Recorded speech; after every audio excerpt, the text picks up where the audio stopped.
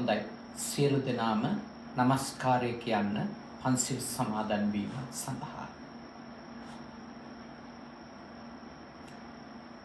බුද්ධං සරණං ගච්ඡාමි. ධම්මං සරණං ගච්ඡාමි. සංඝං සරණං ගච්ඡාමි. ဒုတိယံ පි බුද්ධං සරණං ගච්ඡාමි. ဒုတိယံ පි ධම්මං සරණං ගච්ඡාමි. ဒုတိယံ පි සංඝං සරණං ගච්ඡාමි. တတိယံ පි බුද්ධං සරණං ගච්ඡාමි. တတိယံ පි ධම්මං සරණං ගච්ඡාමි. တတိယံ පි සංඝං සරණං ගච්ඡාමි. තිසරණ ගමනං සම්පුන්නං පාණාතිපාතා වේරමණී සික්ඛාපදං සමාදියාමි. අදින්නාදානා වේරමණී සික්ඛාපදං සමාදියාමි.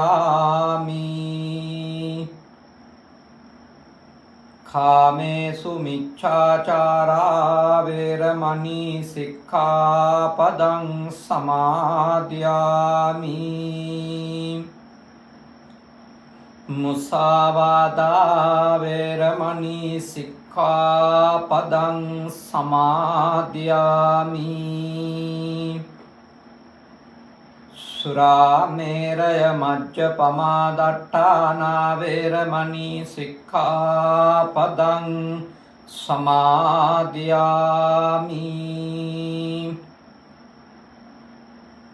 අප්පමාදේන සම්පාදේත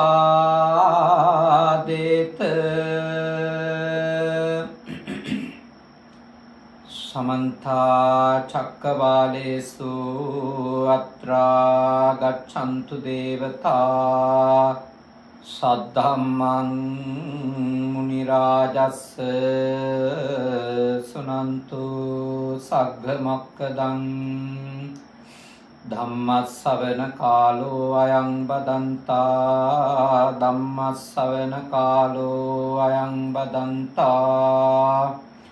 ධම්මස්සවන කාලෝ අයං බදන්තා. නමෝ තස්ස භගවතු අරහතෝ සම්මා සම්බුද්දස්ස. නමෝ තස්ස භගවතු අරහතෝ සම්මා සම්බුද්දස්ස. නමෝ තස්ස භගවතු අරහතෝ සම්මා සම්බුද්දස්ස.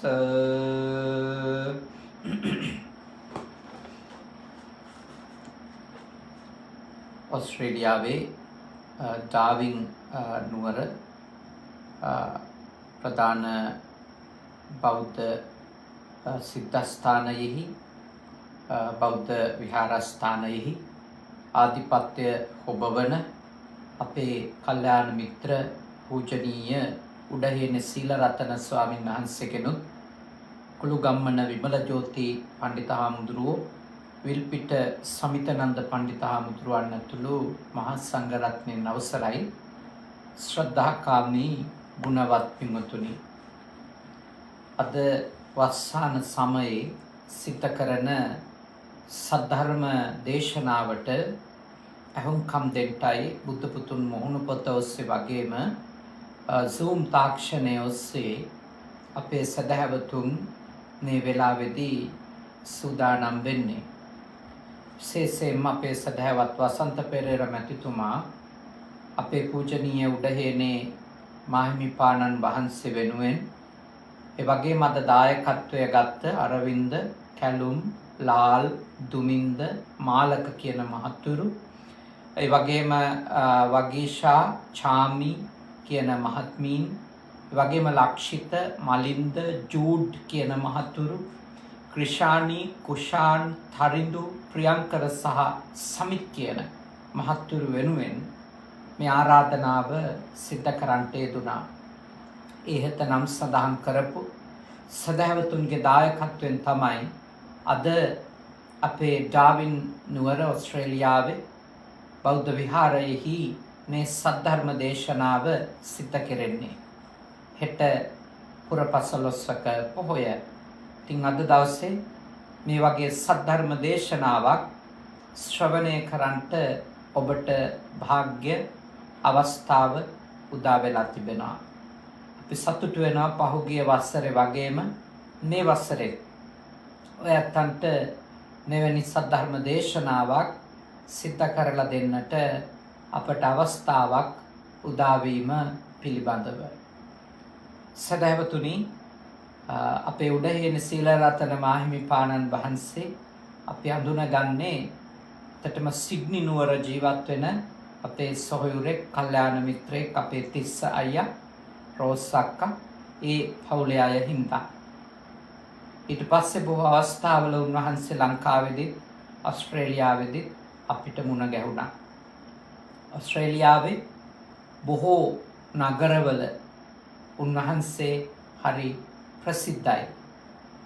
ආශිර්වාදාත්මක පරිත්‍රාණ ධර්මය සජ්ජායනා කරමින් තමන්ට සෙත් පතවා ගන්නට, ආශිර්වාද ලබා ගන්නට උන්වහන්සේ ආරාධනා කරලා නගරවලට, තම නිවෙස්වලට වැඩම කරවා ගන්නට ඔස්ට්‍රේලියාවේ වගේම බොහෝ රටවල බෞද්ධත්ව බොහොම කැමතියි.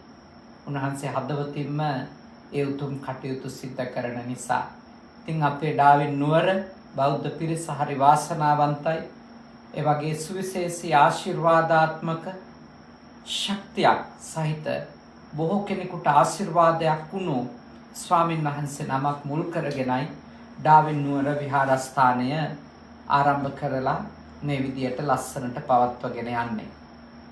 ඉතින් අද ඔය ඇත්ත වෙනුවෙන් මේ සද්ධර්ම දේශනාව පවත්වද්දී තව අපේ බුද්ධ පුතුන් මුහුණු පොතේ බණ අහන පිරිසටත් මේ දේශනාව ශ්‍රවණය කරන්නට අපි සජීවීව අවස්ථාවක් සලස්සලා දීලා තියෙනවා. ඉතින් මම කල්පනා කරා අපේ බෞද්ධ ගිහි සමාජයට හරිම වටින මඟ පෙන්වීමක්, උපදේශනයක් ලැබෙන්නේ ගිහි ජීවිත ගොඩනගා ගන්න මේ සිංහාලක සූත්‍රය. මම මීට අවුරුදු කීපයකට පෙරත් සිංහාලක සූත්‍රය සම්පූර්ණයෙන්ම සාකච්ඡාවට ලක් කරලා තිබෙනවා. ඒ වුණත් මම හිතුවා නැවත වතාවක් බුද්ධ පුතුන් මුහුණු පොත ඔස්සේ සිද්ධ කරන මේ සද්ධර්ම දේශනාවලේ මාලාවේ සිංහාලක සූත්‍රය අසුරු කරගත්ත දේශනා කීපයක් සිද්ධ කරන එක හොඳයි කියලා. එහි ආරම්භක දේශනාව තමයි අද සිද්ධ කරන්නේ අපේ ඩාවින් නුවර බෞද්ධ පිරිස අරමුණු කරගෙන. මම පළමුවෙන්ම එහි නිධානය වෙත අවධානය යොමු කරනවා. භාග්‍යවතුන් වහන්සේ රජගහ නුවර ලෙහෙනුන්ට වාසස්ථානයක් වුණු වේලු වනය තුල, වේලු කියලා කියන්නේ උණ ගස්, වේලු වනය තුල බිම්බිසාර රජුරුව හදපු වේළුවනාරාමේ වැඩ වාසය කරනකොට සිංහාලක කියලා තරුණ ගෘහපතියෙක් උදෑසනම රජගහ නුවරින් ගිහිල්ලා එයා තෙත රෙදි වලින් තෙත් කොණ්ඩයක් එක්ක ඒකුවේ වතුර ගිලිලා තෙත්තු ශරීරයකින් දොහොත් මුදුන් තියාගෙන එයා නැගෙනහිරට, පටහිරට, උතුරට, දකුණට, උඩ දිසාවට, යට දිසාවට මේ විදියට වන්දනා කරනවා. බුදුහාමුදුරුවොත් පෙරවරු කාලේ හැඳ පොරවාගෙන පාත්‍ර සිවුරු අරගෙන පිණ්ඩපාතේ වඩිනවා. මේ විදියට තෙත් කෙස් සහ වස්ත්‍ර ඇතිව දිසාවන්ට වන්දනා කර කර ඉන්න මේ තරුණ ගෘහපතියා දැකලා භාග්‍යවතුන් වහන්සේ අහනවා ඔබ මොකක්ද ඔය කරන දේ කියලා. එතකොට ඒ ගෘහපතියා භාග්‍යවතුන් වහන්සේට සිහි කරනවා ස්වාමීනි වහන්සේ මාගේ තාත්තා මගේ පියා කලුරිය කරන්න කලින් මිය යන්න කලින් දරුව දිසාවන් වඳුවයි මට අවවාදයක් දුන්නා. දිසා වඳින්න කියලා මට උපදේශයක් දීලා මරුණේ. ඉතින් මං තාත්තට ගරු කරන කෙනෙක්. මං තාත්තට ආදරය කරන කෙනෙක්. තාත්තගේ අවසාන ඉල්ලීම මම හදවතින්ම ඉෂ්ට කරනවා. ඒ නිසා මම මේ විදියට දිසා නමස්කාරය සිද්ධ කරනවා කියලා එතුමා බුදුහාමුදුරුවන්ට සිහිපත් කළා. ඒ වෙලාවේ භාග්‍යවතුන් වහන්සේ ඔහුට කියනවා ගෘහපති පුත්‍රය ආර්ය විනයෙහි දිසා නමස්කාරයක් තියෙනවා. ඔබ කැමතිද ඒක ඉගෙන ගන්න?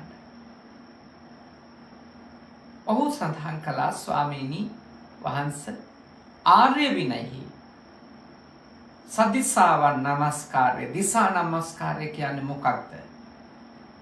මට ඒක උගන්වන්න. මම ඉතාම කැමති ඒක ඉගෙන ගන්න කියලා. අන්න කොච්චර හොඳ මිනිස්සෙක්ද යා. එක පැත්තකින් එයාගේ ගාව තිබුණු වටින දෙයක් මම දකින්නේ මව්පියන් කෙරෙහි තිබුණු ගෞරවයනේ.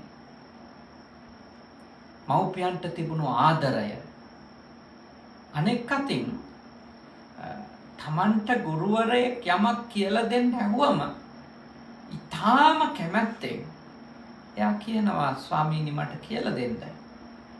මම කැමති ඒක ඉගෙන ගන්නට කියලා. කොච්චර ශ්‍රේෂ්ඨ දෙයක්ද? කොච්චර වටිනාද? භාග්‍යවතුන් වහන්සේ එතකොට දේශනා කරනවා ගෘහපති පුත්‍රය එහෙනම් අහන්න. අහන්න කිව්ව විතරක් නෙමෙයි මොනවට මෙනෙහි කරව මනවින් මෙනෙහි කරන්න. අහන්න ඒක හොඳට මෙනෙහි කරන්න. ඒ කියන්නේ හොඳට කල්පනා කරන්න මේක ගැන. මම මේ කියලා දෙන දේ අහලා ඒක ගැන කල්පනා කරන්න. නුවණින් ඒක ගැන මතක් කරන්න, මෙනෙහි කරන්න.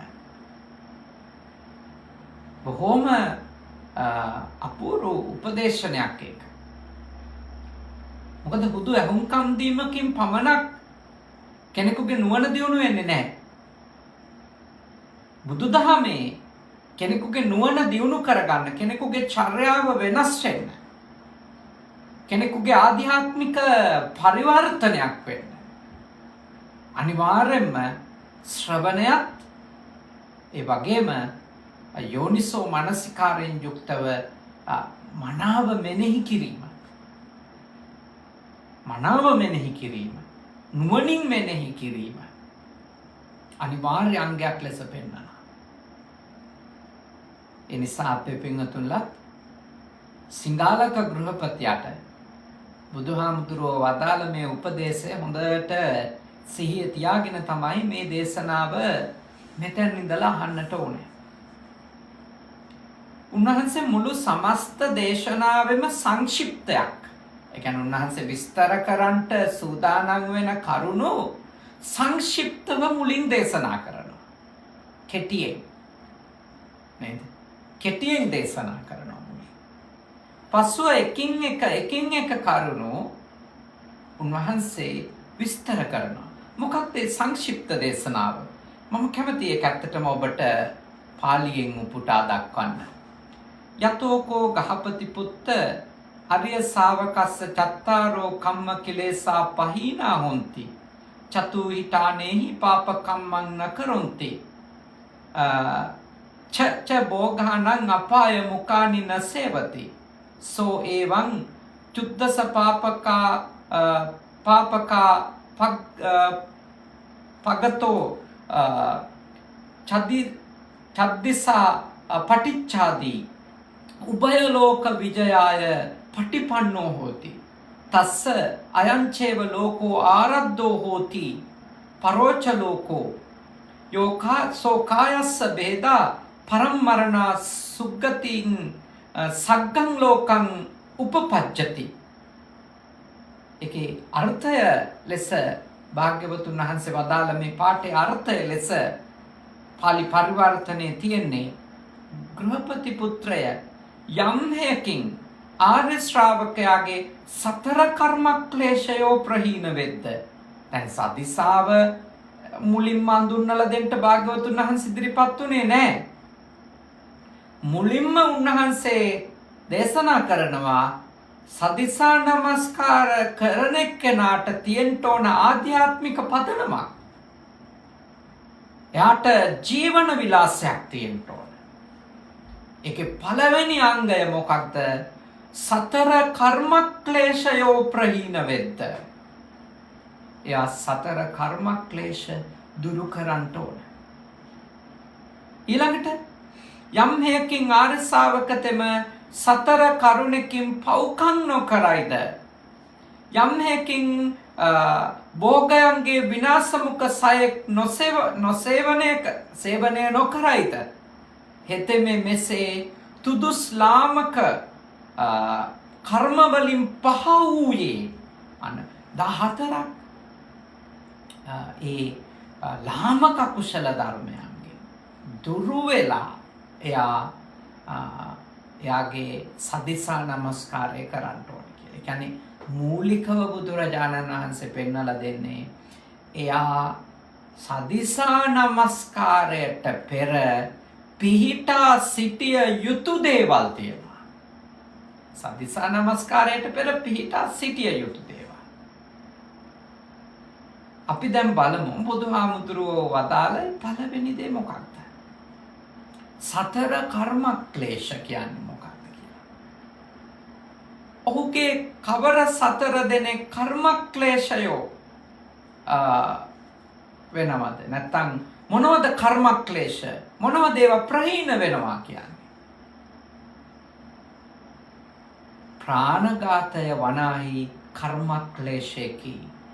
අන්න පළවෙනි කර්ම ක්ලේශය මොකද්ද? ප්‍රාණඝාතය. ඒක ප්‍රහීන කරන්න.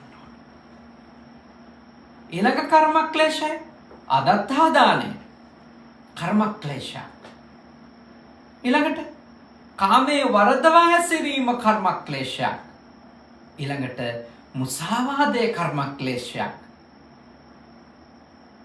ඔන්න ඔය හතර තමයි ගිහියෙක් තාම ගැඹුරු අවධානයක් යොමු කරලා වලකින්ට ඕනේ අකුශල කර්ම හතර.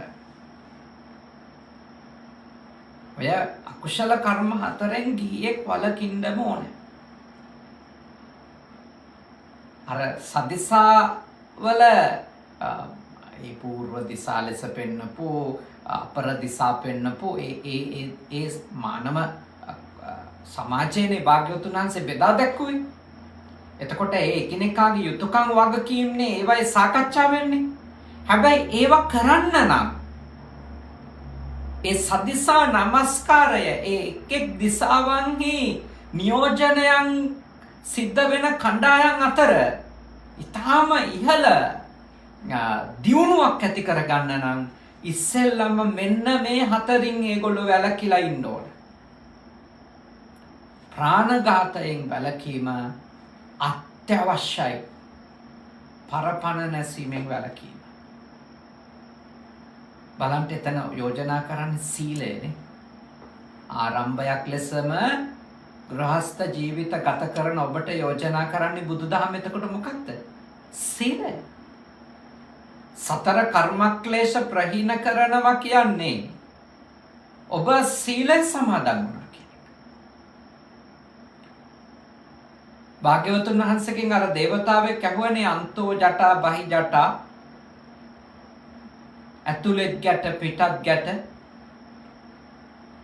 ජටාය ජටිතාපජා, ගැට උඩත් ගැට, කොයිමං විජටයේ ජටන්, කවුද මේ ගැට ලියන්නේ?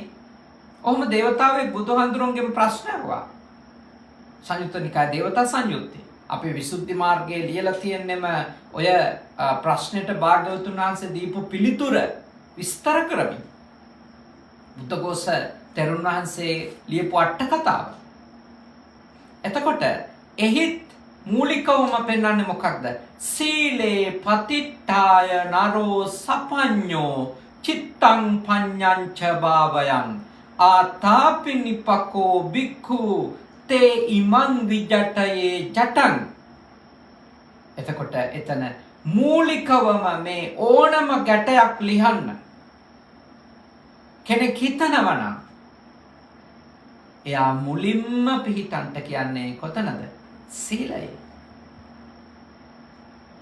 විනයනේ ඩිසිප්ලින් එකක් තියෙනවා. එතන කායිකව සහ වාචසිකව නිර්වද්‍යතාවය කෙනෙකුගේ අතිශයින් වැදගත්. ලෞකික ජීවිතේ ප්‍රශ්න විසඳ ගන්නත් ලෝකෝත්තර අර්ථ සිද්ධියක් සම්පාදනය කරගන්න. ප්‍රාණඝාතයෙන් වැළකීම එහි පළමු අංගය ලෙස බුදුදහම යෝජනා කරනවා. ඒ කියන්නේ මේ ලෝකේ හැම කෙනෙක්ම කැමති ජීවත් වෙන්න. එක මොහොතක් හරි වැඩිපුර ජීවත් වෙන්න. සබ්බේ සංජීවිතම් පියං. සියලු දෙනාටම ප්‍රිය ජීවත් වීම. ජීවිතුකාමෝ ජීවත් වෙන්න කැමති. අමරිතුකාමෝ නොමැරී ඉන්න කැමති. තරහ ගියාම එක්කෙනා කියනවා තමයි මීට වඩා හොඳයි මැරුණා නම් මම මැරෙන්නෙවත් නෑනේ කියලා. ඒකේ අදහසම මීට වඩා හොඳ ජීවිතයක් මට ඕනි කියන එක. ඒ කියන්නේ මැරෙන්න හිතන් තියෙන ජීවිතයට වඩා හොඳ ජීවිතයක් ලබා ගැනීමේ අපේක්ෂාවක් එතන තියෙන්නේ. ඒ කියන්නේ මැරෙන්න ඕනි කියලා කියන අයගේ අදහස මීට වඩා හොඳ ජීවිතයක් බවට තමන්ගේ ජීවිතේ පත් වෙන්න ඕනි කියන පැතුම. එතකොට සියලුම සත්වයෝ ජීවත් වෙන්න කැමති. මම ඔබ අපි කවුරුත්. මේ වෙලාවේ ඩාවින් නුවර ඉඳගෙන බණ අහන ඇත්තෝ විතරක් නෙමෙයි. ලෝකේ බොහෝ රටවල ඉඳන් බුද්ධ පුතුන් මුහුණු පොතේ YouTube නාලිකාවෙන් මේ දේශනාව අහන බොහෝ දෙනෙක් ගෙන් ඇහුවොත් අවංකවම කියයි ජීවත් වෙන්න තමයි කැමති කියලා. කොයි සත්වයාද? මනුෂ්‍ය සත්වයා විතරක් නෙමෙයි දෙවියෝ, තිරිසන් සත්තු, പ്രേත කොට්ටාසවල ඉන්න අය පවා මැරෙන්න කැමති නෑ. කැමති ජීවත් වෙන්න. සබ්බේ භායන්ති මච්චුනෝ මරණවා මැරෙනවා කිව්වොත් බය වෙනවා. කවුරුක්වත් කැමති නෑ මැරෙන්න. එහෙනම් මොකද කරන්නේ? අත්තානං උපමං කତ୍වා තමන් උපමාවට ගන්න. ඔබ කැමතිද මම දඬු මුගුරු අවි ආයුධාරගෙන ඇවිල්ලා ඔබව ඝාතනය කරනවට? ඔබ කැමතිද? ඔබ කැමති නෑ. එහෙනම් ඔබ අකමැති දෙයම තමයි මමත්. මමත් කැමති නෑ ඔබ අවි ආයුධාරගෙන ඇවිල්ලා මාව මරනවට. එහෙනම් අපි දෙන්නම මොකද කරන්නේ? මට වෙනවට අකමැති දේ මම ඔබට නොකර ඉන්න ඕන. ඔබට වෙනවට අකමැති දේ ඔබ මට නොකර ඉන්න ඕන. අත්තානං උපමං කତ୍වා තමන් උපමාවට ගත්තම හරි. තමන් උපමාවට අරගෙන අන් අයට හිංසා කරන්න, පීඩා කරන්න, මරන්න, එයාගේ ජීවිතේ නැති කරන්න අපි කවදාවත් යන්න හොඳ නැහැ. ඒක දරුණු කර්මයක්. එකකින් ඊළඟ භවයේ සකසන කර්ම භවයේ සකසන දරුණු කර්ම ක්ලේශයක් ඒක. ප්‍රාණඝාතය කියන්නේ කර්ම භවයක් සකසනවා අපිට. ඊළඟ භවයේ තීන්දුව කරන්න පුළුවන් ප්‍රාණඝාත අකුසල කර්මය. කාමාවචර අකුසල කර්මයක්. එතකොට අපි මේ ප්‍රාණඝාත කිරීම කියන කාමාවචර අකුසල කර්මය අඛණ්ඩව කරගෙන ගියොත් ඒ චිත්තචෛතසික පරම්පරාවක් නම් අඛණ්ඩව දියුණු කරන්නේ අපේ ඊළඟ භවයේ සැකසෙන ඊට අනුව අඛණ්ඩව ඌරන් මරමින් ඉඳපෝ චුන්ද සූකරිකගේ කතාව ඔබ දන්න. භාග්‍යවතුන් වහන්සේගේ විහාරයට ආසන්න ජීවත් වුණේ. ඌරන් මරලා විකුණන මස්කඩයක් පවත්වගෙන ගියේ. ඔහු සති ගණන් ඌරෝ ගෙනල්ලා ගැට ගහලා තියමින් මරන්න කලින්ම කොළු වලින් ගහලා තලමින් ඔවුන්ගේ මස් වැඩි වෙන විදියට විවිධ උපක්‍රම යොදමින් ඌරන්ට වද හිංසා පැමුණුවා.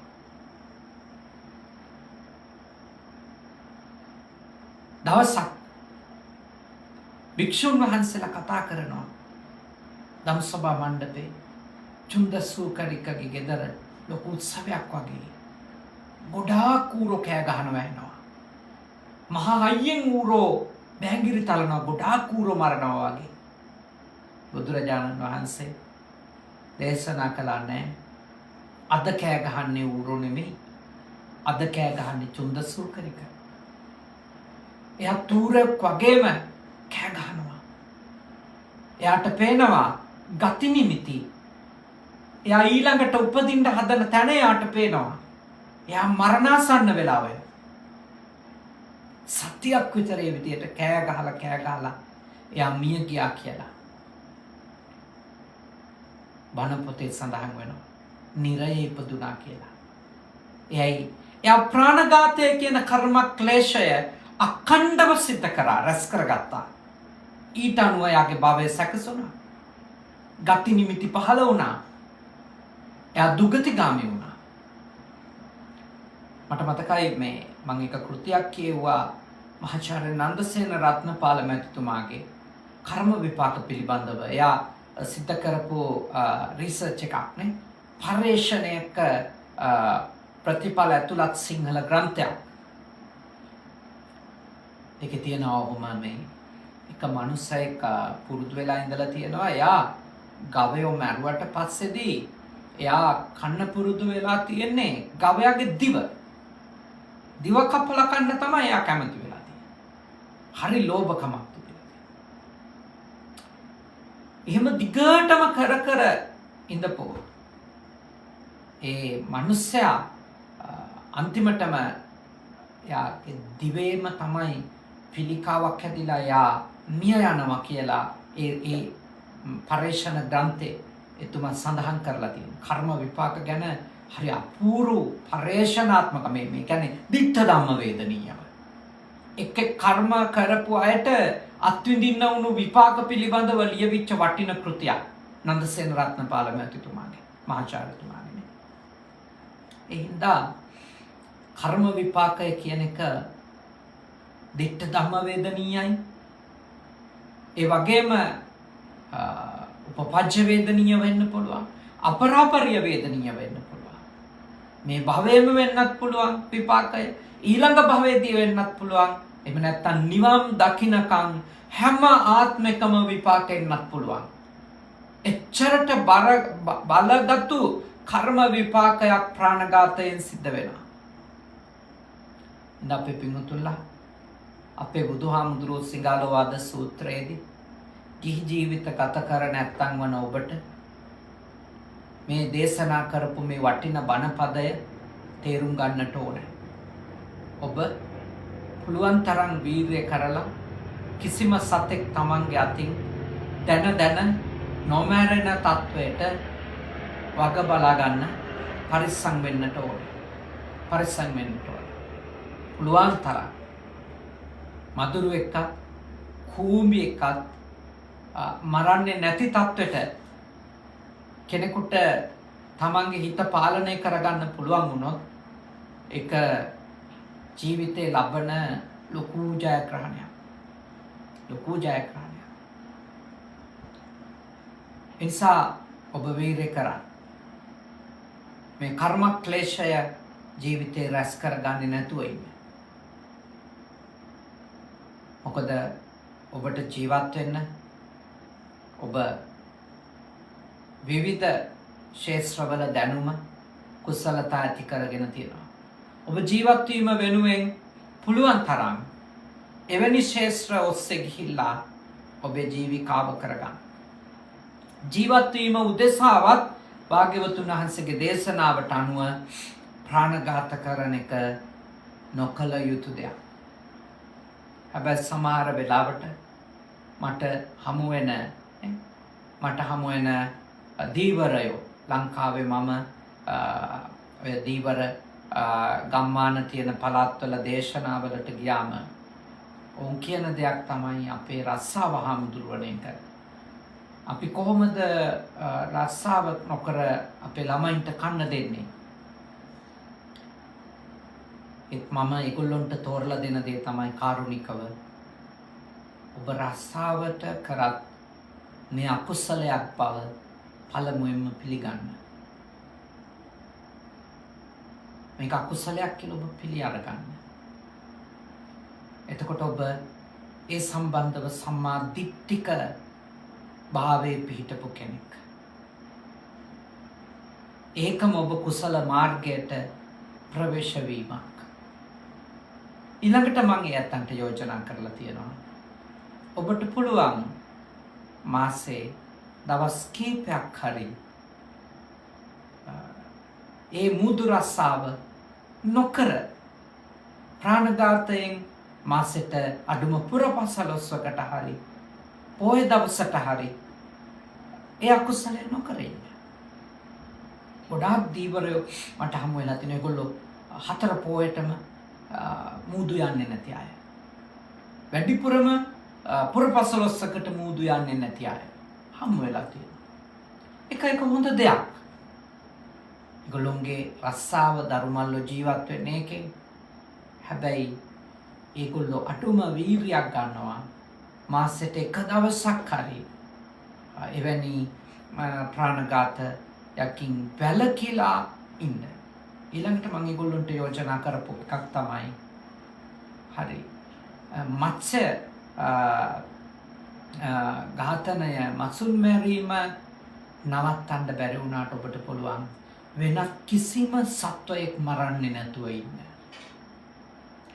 කියන අපිට සිල් රැක ගන්න ඕන නම් ගොඩාක් ක්‍රම හොයාගත හැකියි.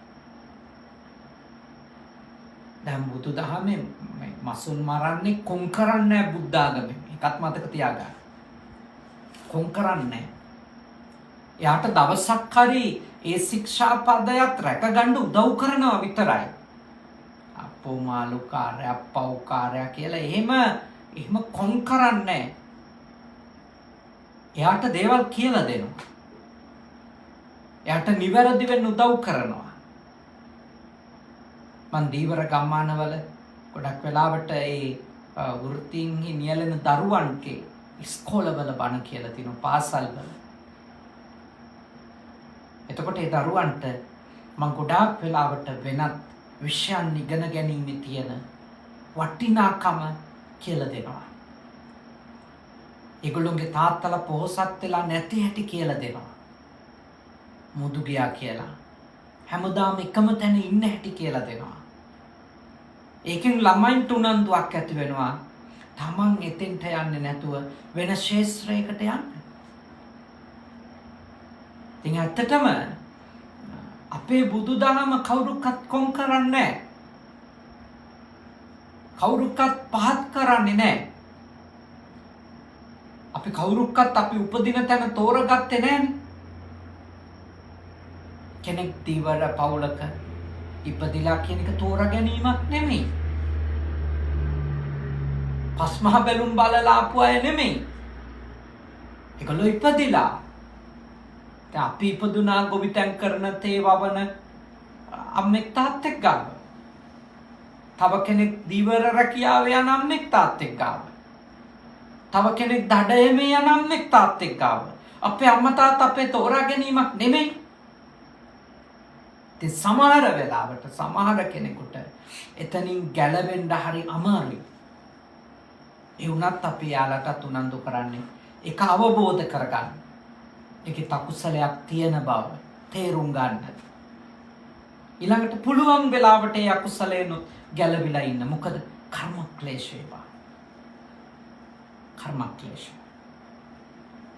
ප්‍රාණඝාතයෙන් වැළකීම. දැන් එවැනි වෘත්තියක් නොකරන මිනිස්සු කොච්චර ප්‍රාණඝාත කරනවා.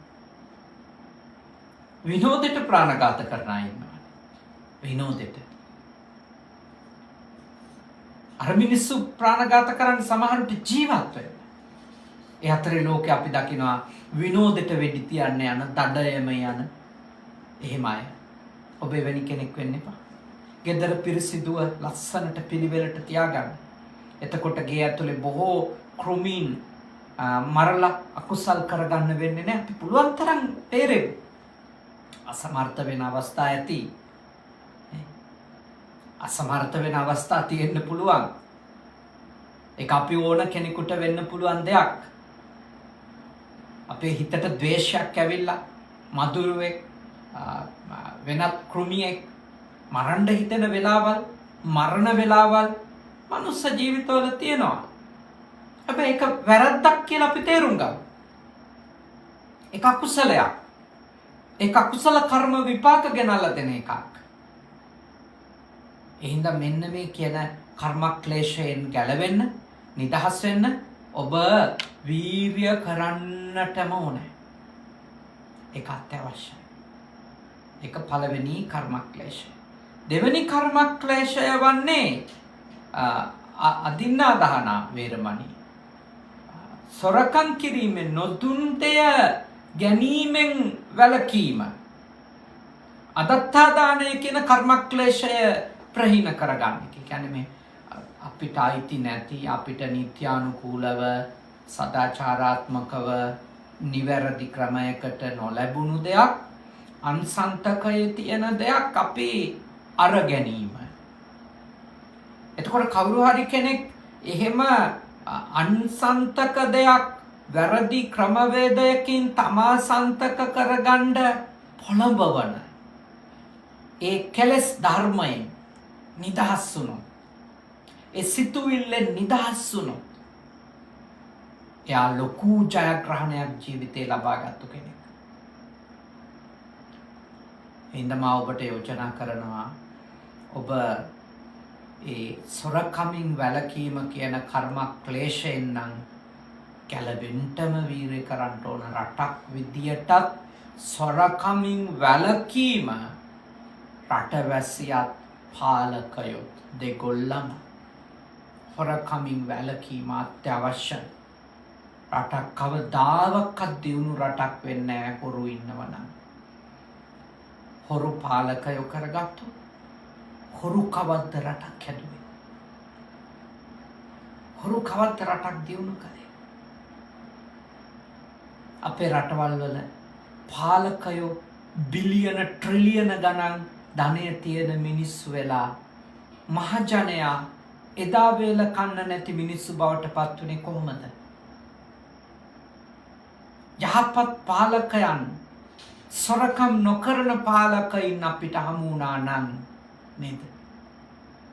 මම විශ්වාස කරනවා අපේ රටේ මේ දුගීකම තියෙන්න බෑ. මම දැක්කද අන්තර්ජාලයේ Facebook වල බොහෝ තැන්වල දෙවන එලිසබෙත් මහරජිනට අවසන් ගමනට ප්‍රාර්ථනා එක් කරපු බොහෝ දෙනෙක් ලාංකිකයෝ. මොකද මට ඒව දකිනකොට මට හිතුනේ අපේ මිනිස්සුන්ගේ යටි හිත කියනවා ඒගොල්ලෝ අපිව අතහැරලා ගියේ නැත්තම් හොඳයි කියලා. ඒකයි මේ මිනිස්සුන්ට නිවන් සුව පතන්නේ. ඒකයි ඒගොල්ලොන්ගේ අවසානයට අපේ මිනිස්සු ස්වාධීනව කවුරුත් කියලා නෙමෙයි. ආණ්ඩු නම් ඒව කරන එක වෙනම දෙයක් නේ. මිනිස්සු තමන්ගේ Facebook වල සටහන් දාලා තිනවා. මං හිතන්නේ මේ යටි හිත මිනිස්සුගේ යටි හිත කියනවා ඒ බ්‍රිතාන්‍ය කිරීටය යටතේ හිටියා නම් මීට හොඳයි කියලා. මම මේක එහෙම පිළිගන්නේ නමුත් මිනිස්සුන්ට එහෙම හිතන්න අද වර්තමානය පොළඹවලා තියෙනවා. ඒ හින්දා පාලකයෝ සොරකම් නොකරන අය වෙන්න ඕන. මම මේ ජපානයේදී දැක්ක දෙයක් තමයි සමහර සුළු අල්ලස් පොඩි දේවල් අල්ලස් අරගෙන හෝ පොඩි හොරකම් කරලා එහෙම හිටරා වුණාම මෙහි ඔය දැන් ලංකාවේ තියෙන රජයේ නාලිකා ජාතික රූපවාහිනිය ස්වාධීන රූපවාහිනිය වගේ මෙහි තියෙන NHK කියන එකනේ මේ ජාතික නාලිකාව ඒවයි තමයි මේ දේශපාලකයෝ ආණ්ඩු පක්ෂයද විපක්ෂයද කියලා නැහැ. ඒගොල්ලෝ ඇවිල්ලා ප්‍රසිද්ධ අය ඒ වගේ තනතුරු දරන අය වැරදි කරාම ඒගොල්ලෝ ඒ නාලිකා ඉදිරියේ කැමරා ඉදිරියේ සමාව ගන්නවා. ඔළුව නමාගෙන සමාව ගන්නවා. දන ගහගෙන සමාව ගන්නවා මිනිස්සුන්ගේ. එතෙන්ට එනකම්ම මේ මාධ්‍ය වලින් තමන්ගේ යුතුයකම හරියටම කරනවා. ඒ නිසා මේ රටවල් වල දේශපාලකයෝ හොරකම් කරන්නේ නැහැ, කොමිස් ගන්නෑ නැහැ, අල්ලස් ගන්නෑ නැහැ කිව්වොත් ඒවා අතිශයෝක්ති. මේගොල්ලෝ ඒව කරන වෙන සිස්ටම් මේගොල්ලොන්ට තියෙනවා. නැත්තේ නෑ. හැබැයි මේ අය තමන්ගේ රට වලපල්ලටම යවලා හොරකම් කරන් කාලා නෑ. මේගොල්ලෝ හොරකම් කරලා තියෙනවා. හොරකම් කරන අය තාමත් ඉන්නවා. හොරකමක් නොකරනම දේශපාලකයෝත් ඉන්නවා. අපේ රටෙත් එහෙම අය ඇති. දන්නේ හමු වෙලා නෑ. එහෙම අය ඇති. හැබැයි මතක තියාගන්න. අපේ රට තුළ පාලකයා දත්තාදානයෙන් ගැලවුණු පමණින් රට සශ්‍රීක යහපත් රටක් වෙන්නේ නැහැ. මහජනයා නොදුන් දේ ගැනීමෙන් වළකින්න ඕන. තමන්ට වැඩ කරන්න වෙලාවක් තියෙනවා නම් ඒ වෙලාවට අවංකව වැඩ කරන්න ඕනේ. ඒක බොරු කරන්න බෑ. ඒ වෙලාව සොරකම් කරන්න බෑ. තමන් පඩි ගන්න වෙලාවක්. ඒකට හොර වැඩ කපටි වැඩ කරන්න බෑ. තමන් වැඩ කරන තැනට අවංක වීම. වෙලාව සොරකම් නොකර ඉඳීම අත්‍යවශ්‍යයි. ඊළඟට ගත්තහම අත්‍යවශ්‍යයි තමන් වැඩ කරන තැන රුපියලක දෙයක් හොරකම් නොකරන කෙනෙක් වීම. රජයේ වේවා පුද්ගලික ආයතනික වේවා වැඩ කරන තැන හබ් ෂීට් කොලයක දෙයක් මකන කෑල්ලක පැන්සලක දෙයක් පෑනක දෙයක් ඔබ හොරකම් කරලා ගෙදර ගෙනියන්න හොඳ නැහැ. මතක තියාගන්න. ලංකාවේ කාන්තාවෝ තමන්ගේ පිරිමියා යම් මුදලක් වැඩිපුර ගේනකොට ප්‍රශ්න අහන්න නැති අය ඉන්නවා. ප්‍රශ්න අහන්න නැති අය ඉන්නවා. සමහර දේවල් බඩු බාහිර ආදිය ගෙදරට ගේනකොට ඒවා කොහෙන්ද හම්බුනේ කියලා අහන්නේ නැති අම්මලා ඉන්නවා. ඔගොල්ලෝ කරන්නේ වැරද්දක්.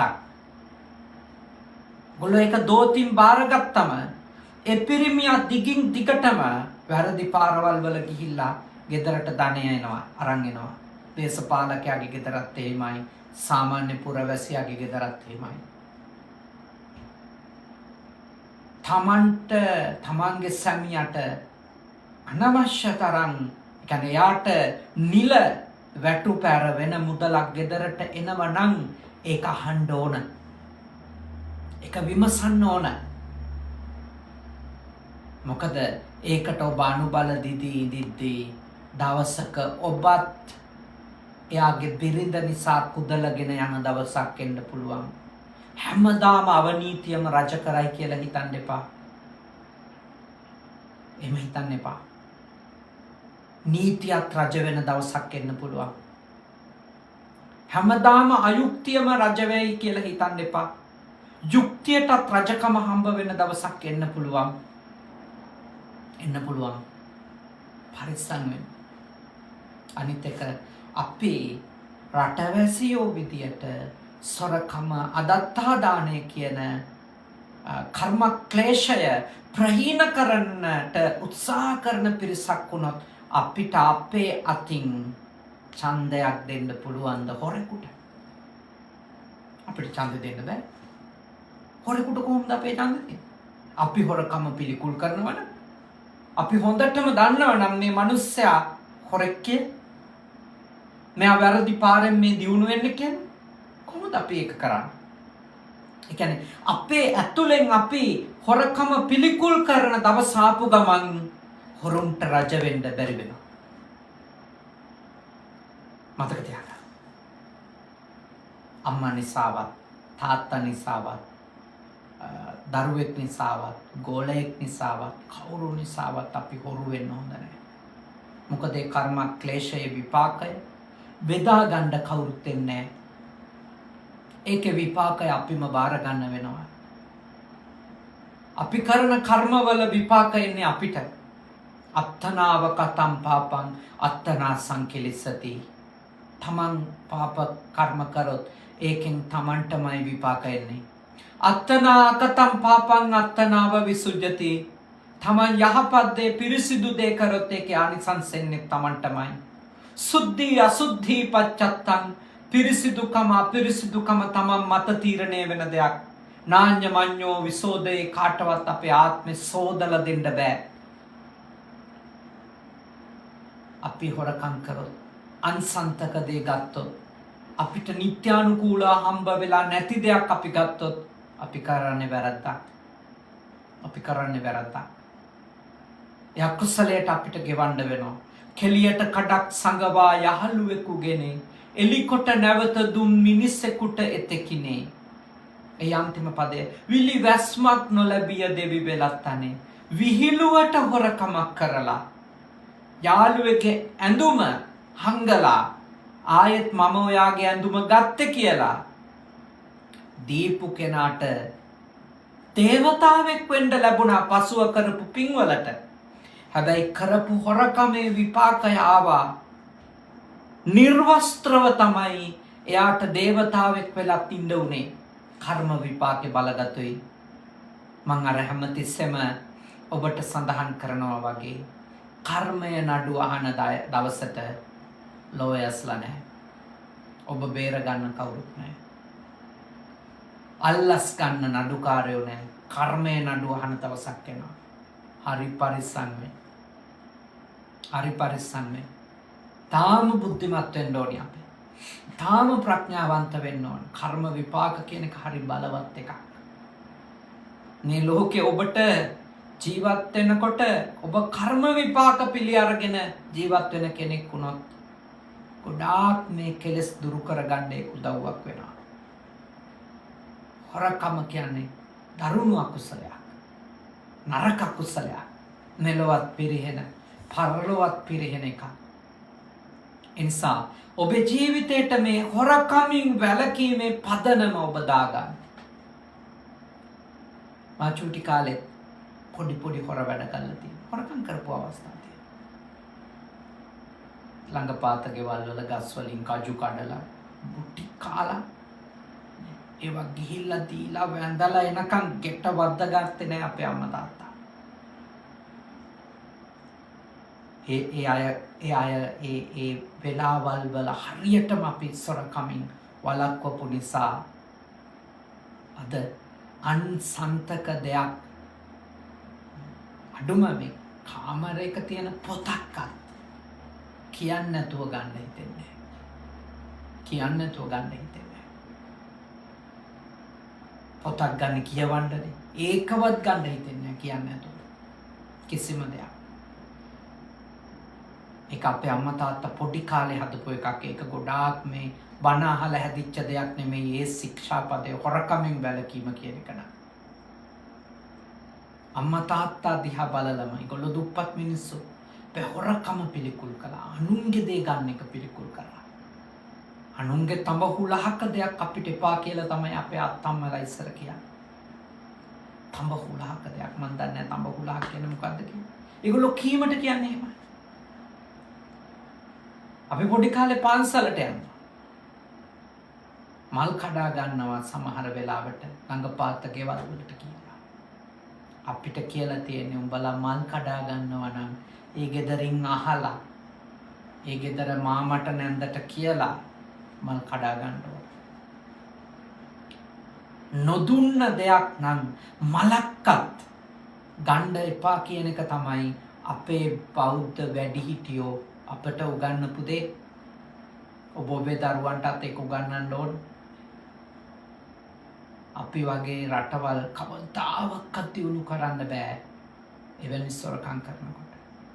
දැන් බලන්නනේ මෙච්චර වැටිලා නන්නත්තර වෙලා ඉඳිද්දි මා දකිනවා විවිධ ප්‍රවෘත්තිවල මේ වෙලාවේ තෙල් වලින් ගල් අඟුරු වලින් දැවැන්ත වංචා කරන ආකාරය ගැන ප්‍රවෘත්තිනේ කොච්චර නරක මිනිස්සුද කොච්චර කැතයිද එහෙම කරන එක තමන් කරපු දේවල් නිසා මෙච්චර මිනිස්සු විඳවද්දි කොහොමද මේ මිනිස්සු ඒව කරන්නේ ඇයි ලැජ්ජ නැත්තේ සමහර දේවල් තියෙනවා ඒගොල්ලෝ දිගටම ඒව කරන්නේ මේ ආත්මේ ඒගොල්ලෝ රැකි මේ ආත්මේ ඔය කර ඉඳී හැබැයි ගෙවන්න වෙනකොට නම් සුළු පටු විදියට ඒගොල්ලොන්ට ගෙවන්න වෙයි කියලා හිතන්න එපා කාගෙනුත් බේරෙත හැකිනේ බේරෙත හැකි කර්ම විපාක වලින් එහෙම බේරෙන්න බෑ ඒ නිසා ඔබ මම අපිට අනිත් අය හදාගන්න බෑ අපිට අනිත් අය වෙනස් කරන එක හරි අමාරු දෙයක් අපිට hina වෙනවා මිනිස්සු සමහර වෙලාවට මේවා කීවම hina වෙනවා ඕවාරියන්නේ අපේ වගේ රටවල් වල ගොඩ යන්න නම් හොරකම් කරන්න ඕන ආමුදුරලට පිස්සු එහෙම කියලා hina වෙනවා hina වුණාට කමන්නේ ඔබ අප පිහිටා සිටින්න ඕන අපේ බුදුහාමුදුරුවෝ කියපු දේ උන්වහන්සේ අපිට කියලා දුන්නේ හොරකම් කරන්න එපා. ඒක වැරදි. ඒක නොකළ යුතුයි. ඒකේ විපාක එනවා. ඒ නිසා මා ඔබට යෝජනා කරනවා ඔබ බුදුහාමුදුරුවෝ කියපු දේ අහන්න. අමාරු කාල ගෙවන්න වෙයි. අමාරු කාල ගෙවන්න වෙයි. ඒතේ අමාරු කාලවල පවා ඔබ හොරෙක් නොවි ජීවත් වුණොත් කවදාවත් ඔබට වරදින්නේ නැහැ. ඔබේ සීලය කවදා හරි දවසක ඔබට පිහිටක් වෙනවා. ඒක ඔබ හිතන්නේවත් නැති වෙලාවක ඔබට ආශිර්වාදයක් වෙනවා. ඊළඟ කර්මක්ලේශය වැරදි කාමය.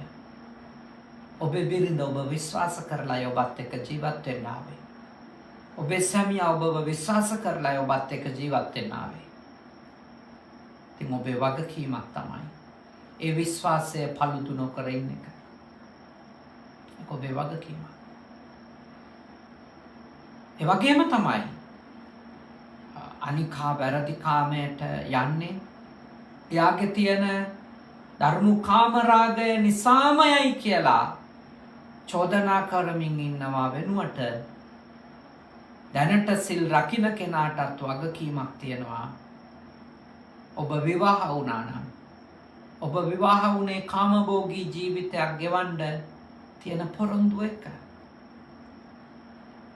ඔබ පංචකාමය ප්‍රතික්ෂේප කරනවා නම් ගේ ඇතුළේ ඉඳන් පිළිකුල් කරනවා නම් ඔබ අනිකාව ආදරෙන් කරුණාවෙන් බලා කියාගන්නේ නැත්තම් මතක තියාගන්න ඔබේ ගෙදර වැරදි පාරකින් කාමය හොයාගෙන ආදරය හොයාගෙන යන අය නිර්මාණය වෙනවා. ඔබට වගකීමක් තියෙනවා. කෙනෙකුට චෝදනා කරනවාට වඩා තමන්ගේ පැත්තෙන් තමන්ගේ බිරිඳට තමන්ගේ සැමියාට ආදරය, සෙනෙහස, කරුණාව, බලා ගැනීම, ආරක්ෂාව මේවා සම්පාදනය. එකිනෙකාගේ කායික මානසික සැනසෙල්ල වෙනුවෙන් කැපවීම. කෙනෙක්ට සීලවන්තව ඉන්න උදව් කරන එක ලොකු දෙයක්. එනිසා ඔබ උත්සාහ කරන්න ඔබේ ජීවිතේ ඔබ උත්සාහ කරන්න ඔබේ බිරිඳ ඔබේ සැමියා ඉක්මවා යන්නේ නැතුව ජීවත් වෙන්න උත්සාහ කරන්න. වැරදුණු තැන් ඇති. ඒ සීලය බිඳ වැටුණු අවස්ථා ඇති. ඒ මේවා විය හැකිනේ. මේ හිත පාලනය කරන් ඉන්නවා කියන එක, කාමරාගය පාලනය කරන් ඉන්නවා කියන එක ලේසි දෙයක් නෙමෙයි. ඊටාම දුෂ්කර දෙයක්. එතකොට යම්කිසි කෙනෙකුගේ අතින් එවැනි වැරද්දක් තම බිරිඳට සිද්ධ වුණොත්, තම සැමියාට සිද්ධ වුණොත් ඒක නැවත නොකරන්න උත්සාහ කරන්න. එවැනි වරදක් සිද්ධ වුණු කෙනා එක්ක සාකච්ඡා කරලා ඒ වරද්ද යාට අවබෝධ කරලා දීලා සමාව දීලා ජීවිතය එකට ගත කරන්න නැවත සකස ගන්න ඕන. වැරදි කරපු කෙනා නැවත නැවත ඒ වැරද්ද නොකර ඉන්න වීරිය කිරීමත්, ඒ වගේම වැරද්දක් කරපු කෙනාට සමාව දීමත් මං හිතනවා මේ ශික්ෂාපදයේ බිඳ වැටීම නිසා තියෙන අවාසනාවන්ත පරිසරය ගෘහස්ත ජීවිතේ පාලනය කරගන්න ගොඩක් උදව් වෙයි. හිත බිඳුනම අමාරුයි ඒවා නැවත සකසන එක. ඒ නිසා පුළුවන් තරම් උත්සාහ කරන්න තමන්ගේ බිරිඳගේ තමන්ගේ සැමියාගේ හිත කඩා ඉහිරවන්නේ නැතුව ඉන්න. යම් කිසි විදියකින් එහෙම දෙයක් වෙලා තිබුණොත් මා යෝජනා කරනවා සමහර තුවාල සිද්ධ වෙනවා. තුවාල හොඳ වුණාට කැළල තියෙන්න පුළුවන්. අඩුම සතුටු වෙන්න තුවාලේ හොඳයි කියලා. කැළල අවුරුදු ගණන් තියෙන්න පුළුවන්. ඒක සමහර විට මැකිලා යයි. සමහර විට මැකෙන එකක් නැහැ. ඒක තියෙයි. ඒත් තුවාලේ හොඳයි නම් සතුටු වෙන්න පුළුවන්. කවුරු හරි කෙනෙක් වැරදි කරන එකක් තුවාලයක් හට ගන්නවා වගේ. එයා ඒ වැරද්ද දිගින් දිගටම නොකර ඒ වැරද්දෙන් එයා වැළකුණොත් තුවාලේ හොඳ වුණා වගේ. හැබැයි ඒ තුවාලේ කැලල්ල ඉතුරු වෙනවා වගේ එක්කෙනෙක් කරපු වැරද්දක් නිසා අනිකගේ හිතේ ඇතිවෙච්ච වේදනාව, ඒ කැලල, ඒ ඉරිතැලීම දිග්ගු කලක් තියෙන්න පුළුවන්. මා යෝජනා කරනවා ඔබ ඒ කැලල දිහා නිතර නිතර බලන්නේ නැතුව ඉන්න. ඔබට වෙන දේවල් ගැන, යහපත් පැති ගැන, යහපත් දේවල් ගැන අනිකගේ අවධානයක් යොමු කරන්න පුළුවන්. නැවත ආදරය, කරුණාව එකිනෙකා කෙරෙහි ඇති කරගන්න කැපවීම කරන්න වෙනවා. මිනිස්සු වැරදි කරනවා, මිනිස්සුන්ගේ අතින් වැරදි වෙනවා. ඒවා මනුස්ස ජීවිතයේ ස්වභාවයන්. නොකර ඉන්න වීරය කරන්න. ඒත් උනොත් එතෙන්දී එකිනෙකාට සමාව දීලා දරුවෝ ගැන කල්පනා කරලා දරුවෝ අසරණ වෙන්න ඉඩ නොදී පවුල ආරක්ෂා කරගන්න දෙපැත්තෙන්ම කැප වුණොත් ඔබට වාසනාවන්ත ජීවිතයක් ලැබේ. එනිසා ඔබ උත්සාහ කරන්න ඒ තුන්වෙනි කර්මක්ලේශයෙන් ඔබේ ජීවිතය ආරක්ෂා කරගන්න. හතරවෙනි කර්මක්ලේශය බොරු කීමෙන් වැළකීම. අනිකාව රවට්ටන්නට හිතෙන, අනිකාට වංචා කරන්න හිතෙන බොරු කීම. නොදුටු දෙයක් දැක්කායයි කීම. නොකළ දෙයක් කළායයි කීම. කළ දෙයක් නොකළායයි කීම.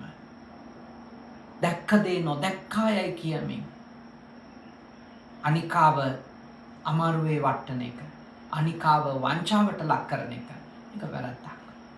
ඇත්තටම අපිට බොරු කියන්න ලැජ්ජ නැති වුණාට පස්සේ කරන්න බැරි වැඩක් නැහැ. කරන්න බැරි නරක දෙයක් නැහැ. බෝධිසත්වයන්ගේ පාරමී කාලේ එතුමා ආරක්ෂා කරපු, අඛණ්ඩව ආරක්ෂා කරපු සිල්පදයේ ලෙස මට බණ පොතේ දැක ගන්නට ලැබිලා තියෙන මුසාවාදයෙන් වැළකීම.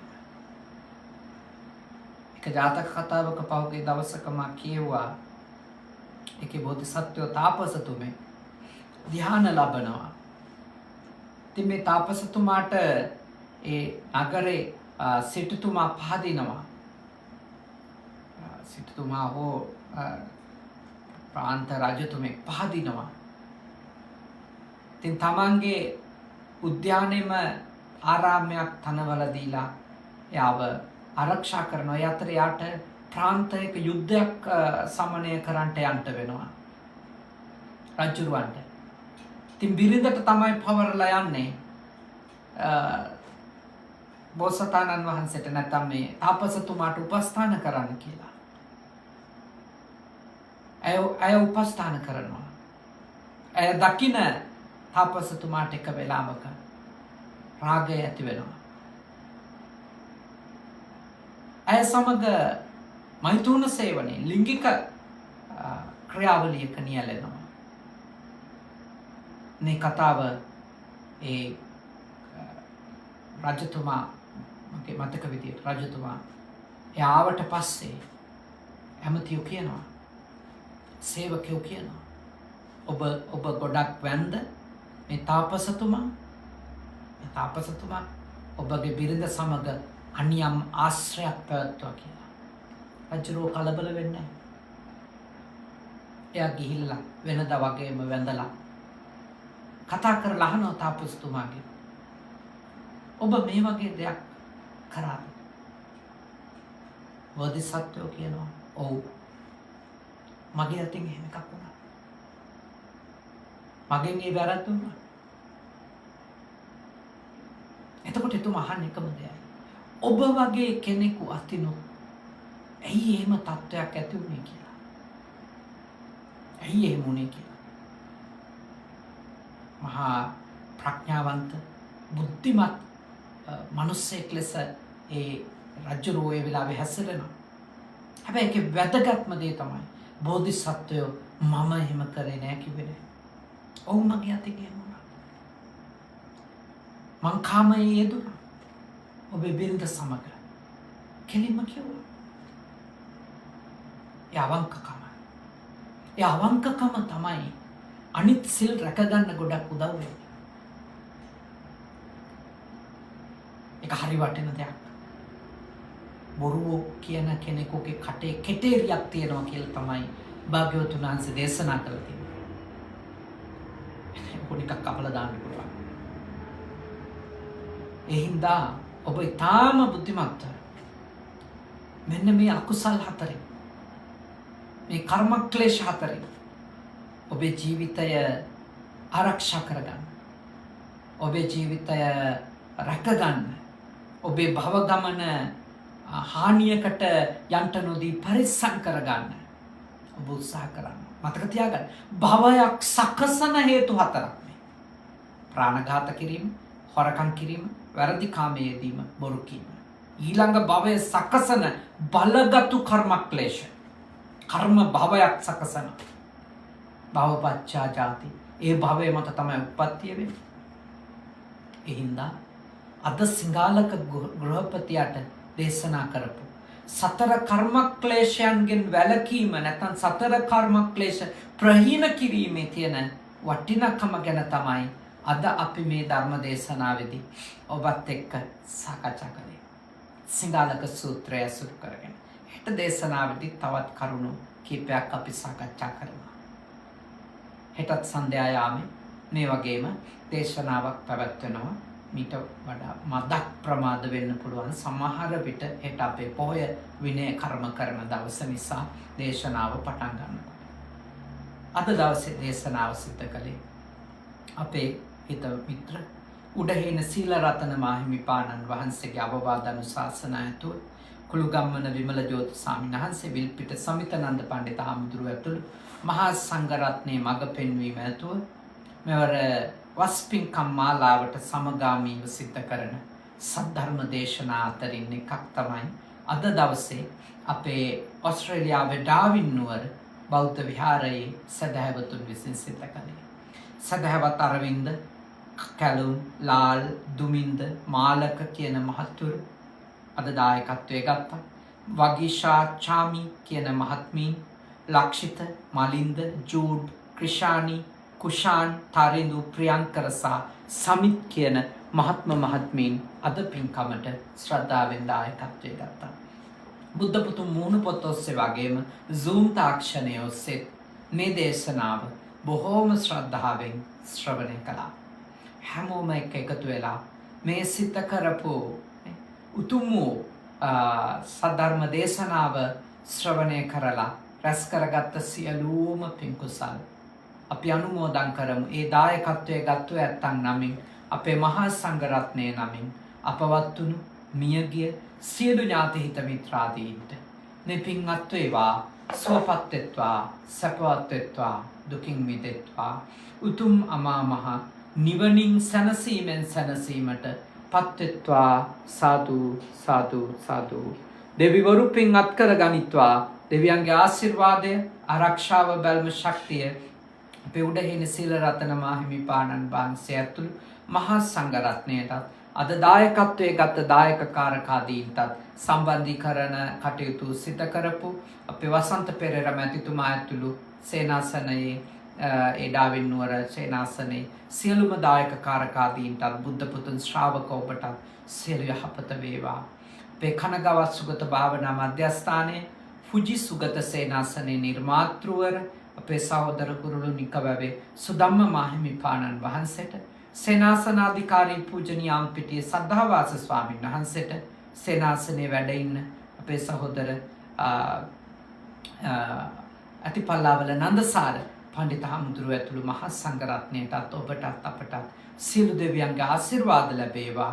උතුම් දෙවිවරුන්ගේ ආශිර්වාදයෙන් නිදුක් බව, නිරෝගී බව, සුවපත් බව, දීර්ඝායුෂ උදා වේවා. උතුම් දෙවිවරුද නිවන් දකිත්වා. සාදු සාදු සාදු. අවසාන වශයෙන් ඔබ අප හැම දෙනාට මේ භවයේ පුරාම සත්පුරුෂ කලන මිතුරු ඇසුර ලැබේවා. කල්‍යාණ මිත්‍ර ඇසුර ලැබමින් සද්ධර්මයේම ශ්‍රවණය කරගෙන ධර්මානුධර්ම ප්‍රතිපත්ති පුරාගෙන ඉක්මන් භවයකදී නිවන් දකින්නට අද කරගත් පින්කමද පාරමිතාවක් වේවා. සාදු සාදු සාදු. ආකාසට්ටා ච බුම්මට්ටා දේවා නාග මහිත්‍තිකා පුඤ්ඤන්තං අනුමෝදිත්වා චිරන් රක්ඛන්තු ශාසනං. ආකාසට්ටා ච බුම්මට්ටා දේවා නාග මහිත්‍තිකා පුඤ්ඤන්තං අනුමෝදිත්වා චිරන් රක්ඛන්තු දේශනං. ආකාසට්ටා ච බුම්මට්ටා දේවා නාග මහිත්‍තිකා පුඤ්ඤන්තං අනුමෝදිත්වා චිරන් රක්ඛන්තු මම් පරන්ති තී. ඔබ හැම දෙනාම නිදුක් වෙත්වා, නිරෝගී වෙත්වා, සුවපත් වෙත්වා. සාදු සාදු සාදු.